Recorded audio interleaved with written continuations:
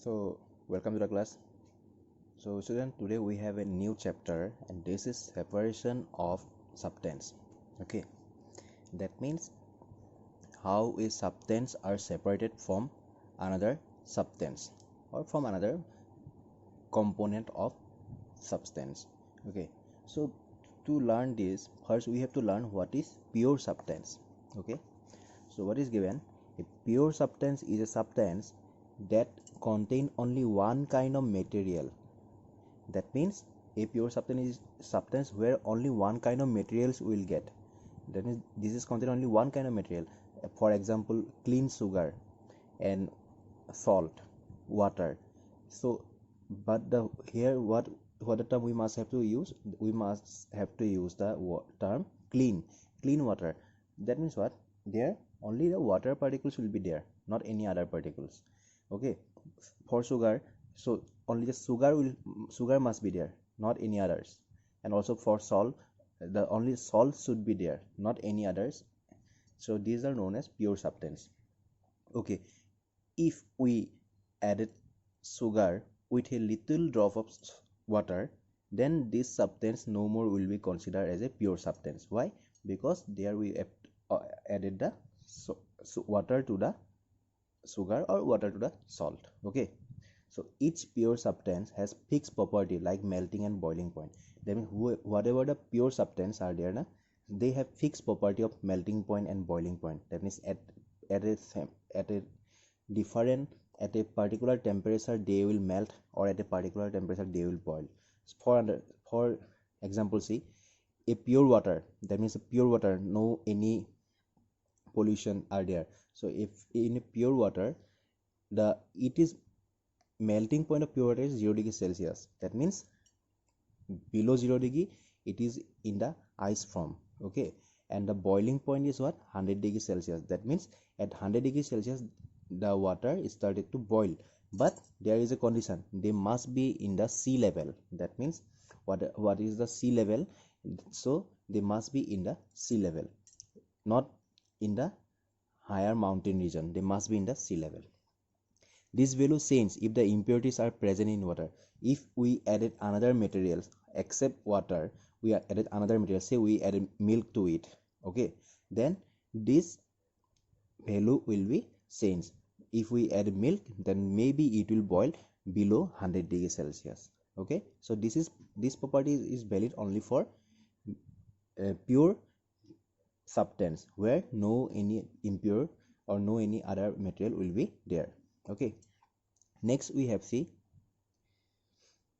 impure water does not boil at 100 degrees Celsius. That means if there is not any pure water, that means the impure water, they never boil at 100 degrees Celsius at sea level, and does not freeze at 0 degrees Celsius. That means they show the contradiction of their property. They now not boiling at 100 degrees Celsius, also not freezing at 0 degrees Celsius, because they are impure.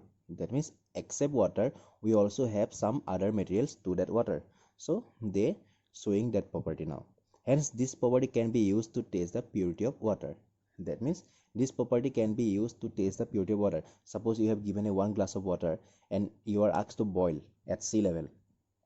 That means not in the mountain, okay, in plain region you are asked to boil. Then if you boil this, suppose the water boil at 100 degrees Celsius, then you can say that this is a pure water. There is not any other substance are there. If the water boil at 80 degrees Celsius, then you can say that the water is not pure. There is another substance are present. So these waters are not pure. So using that property we can check the purity of water. So in this way, whenever we know the characteristic properties of any substance, if we know any characteristic property of any substance, then we can use them to check if the substance is pure or impure. That means we can check this property to check whether the substance is pure or impure. Next we have mixed substance. So just now we come to know about pure substance where the only one materials are present, and the mixed substance is what? It is simply two or more pure substance are present. That means pure water, you have taken pure water, also you have taken pure salt, and you mix them, then this become mixed substance. Okay, and this substance may be present in any proportion. Any proportion means what? Maybe you can take 1 kg of sugar and 1 kg of salt, maybe also you can take 1 kg of sugar and 100 kg of salt. Okay, so this can be mixed in any proportion. This is not any finite proportions are there. You can mix in any proportion. That means in any amount you can mix with another substance. Okay, the different substance present in a mixer are called component. That means in a mixer of sugar and salt, what are the substances are present? Sugar and also salt. So this sugar and salt are considered as a what? Are considered as a component. Okay, the component do not combine with each other and can be separated. That means these components do not combine with each other and they can be separated. So an example of mixer is sugar dissolved in water. That means whatever the sugar water we are taking or we are drinking, then here the sugar and water can be separated by using some significant or by using some particular method. Okay, so here it is said that components do not combine with each other. Next we are maybe asked what are the type of solution or type of mixer we'll get. So a mixer can be solid. That means a mixer can be solid state, that means sugar and salt. Liquid or gas, that means in gaseous state also and in liquid state, based on the component, whatever the substance we are adding to it. Okay, so mixer can be the following types: solid and solid, okay, solid and liquid, liquid and liquid, and liquid and gas. So these four are the types of mixer. So apart from this, also mixer can be divided into homogeneous and heterogeneous. Now question arises, what is homogeneous and what is heterogeneous mixer? So these are the types of mixer, but apart from this we can classify the mixer into two parts also, homogeneous and heterogeneous mixer. So homogeneous mixer is what? In a homogeneous mixer, the component of a mixer are uniformly spread throughout the mixer. That means in the mixer, in every place, all the components are uniformly spread. Okay, in 1 glass of water, if you add 1 spoon of sugar, then after mixing them, then what? It is not like that you take one drop of water and this tastes sweet, also you take another drop of water and this may not take sweet. This is not like that.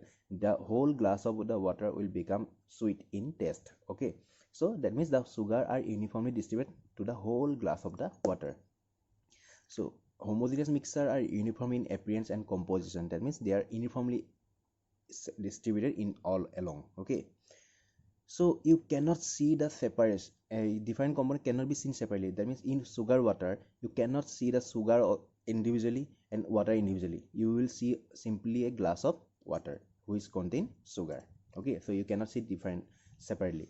So a homogeneous mixture usually involving a solid and a liquid is commonly referred to as solution. That means a homogeneous mixture mainly happen between solid and liquid. That means the substance are what? In either in one substance may be in solid state and one substance may be in liquid state. Okay, so and commonly referred to as a solution, and they are mainly commonly said as a what? Solution. Okay, so for example, if we dissolve salt in water, that means when salt is added to water, we get a solution in which the salt and water molecules are spread evenly throughout the solution. Where the salt and water molecules are evenly spread, they will occupy the whole water surface and uniformly. Then heterogeneous mixture. So in the heterogeneous mixture, what? The components are not spread uniformly. That means whatever the component will have, and they will not spread uniformly. They will maybe in this, suppose here this is the plate. Okay, say this is, here it is what? Heterogeneous mixture of sulfur and iron filling. So here it is, the sulfurs are there and also the black one, the yellow one for sulfur and the black one for iron.